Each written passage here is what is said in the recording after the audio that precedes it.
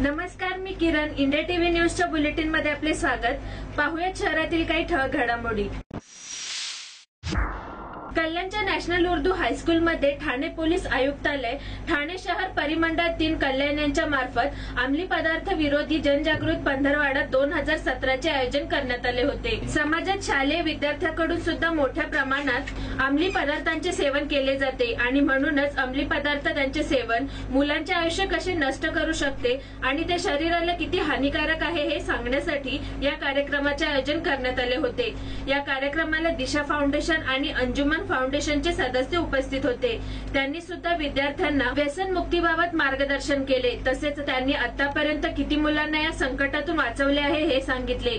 यावेळी पोलीस सहआयुक्त मधुकर पांडे, अपर पोलीस आयुक्त डॉक्टर प्रताप दिगावकर, पोलीस आयुक्त परिमंडळ कल्याणचे डॉक्टर संजय शिंदे, कल्याण विभाग एसीपी कांबळे, एसीपी वाडेकर, डोंबिवली विभाग तसेच बाजारपेठ महात्मा फुले, खडकपाडा, कोळसेवाडी, विष्णुनगर, टिळकनगर, रामनगर, मानपाडा याचे वरिष्ठ पोलीस निरीक्षक उपस्थित होते. या सर्वांनीच मुलांना अंमली पदार्थांचे व्यसन कसे घातक आहे, यामागे देश पुढची पिढी उद्ध्वस्त करणे हा हेतू आहे.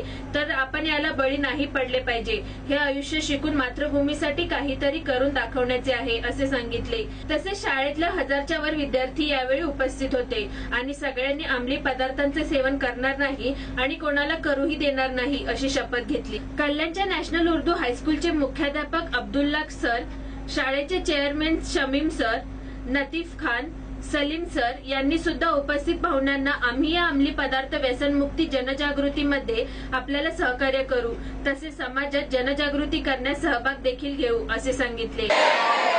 हमारे ठाणे डिस्ट्रिक्ट में, हमारे महाराष्ट्र में हम नशे का कोई कारोबार होने नहीं देंगे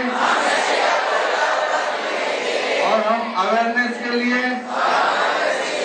हमारे जितने दोस्त उस तरफ आगे रोकने की कोशिश करेंगे.